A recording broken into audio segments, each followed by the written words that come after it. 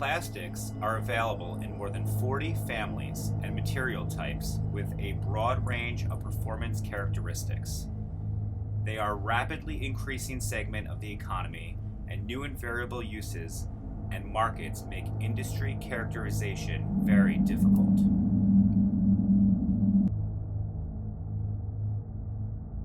Plastic is made of oil.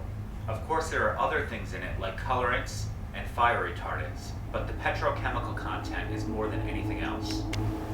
Oil is pumped out of large holes in the ground, either at land or sea, and platforms are built to support drilling operations. Tankers are needed to transport all the oil to shore. Crude oil needs to be refined into usable forms, including that used for plastic. It's the same process used to create gasoline and propane. The production of plastic requires the use of other natural resources like energy, water, and other petroleum fuels for land-based transportation. So much time and energy has been put into this product, and we have not even shaped it yet. There are many different types of plastic, which creates 7 different categories of plastic for recycling. All of these different types of plastic have different properties like flexibility, color, hardness, and ways to be reused, or not. When making a new plastic item, even when trying to be environmentally friendly, it is very difficult to put more than 10% recycled plastic into the item without losing the valuable characteristics like strength. Recycling also uses energy for the washing, drying, and remelting of plastic waste. Many times, after all of this work, the item again is only used once or twice. Along the way, from oil to plastic, there are many places for error. An oil spill. A massive oil slick now covering some 600 square miles of the Gulf of Mexico. Fire. Can you tell me what happened? I can tell you that tonight at 6:15 we had a fire in our number 4. We could see the orange flames. We could see the orange flames shooting straight up into the air. The Gulf of Mexico is on fire. Crews are trying to burn off some of the crude oil spewing across the ocean because of that oil rig explosion last week. We all know what a disaster an oil refinery fire or an oil spill can be. They're used to burn off the hydrocarbons and the fuels that are in the units. And it takes up to 1,000 years to break down all the plastic that has not been recycled. It's floating around in our oceans and stuck in the blueberry bushes at our favorite park. The fish are eating it once it gets small enough to look like food for them. The problem is, the fish look like food for us. But there is an alternative. Well, we folks of the animal kingdom have our own version. It's the story of what really happened in Sherwood Forest.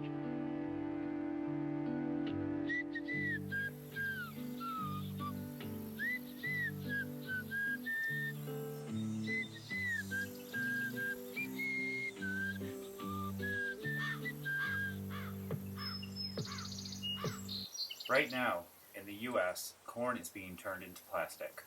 In Blair, Nebraska, NatureWorks LLC does the majority of corn plastic production. NatureWorks uses corn to make PLA, polylactic acid.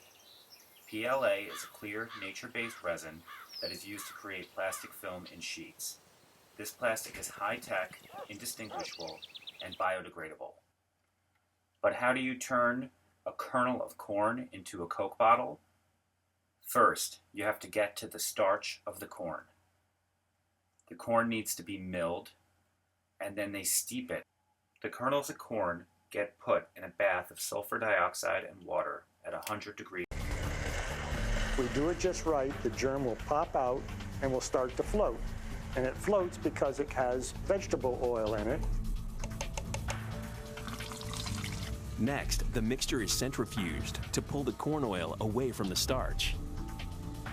What's left is almost pure starch. The long chains of carbon molecules in the cornstarch are remarkably similar to the chains of carbon in oil-based plastics. Turning them into a plastic just takes a few secret ingredients, some citric acids, and some mixing. And bingo! You've got a long-chain polymer. the building block for plastic. Corn plastic is produced in a carbon-neutral facility that uses corn, a natural, domestic, renewable resource. All of this good stuff means lower cost, so a corn plastic bottle or bag or cup can be produced at nearly the same cost as traditional plastics.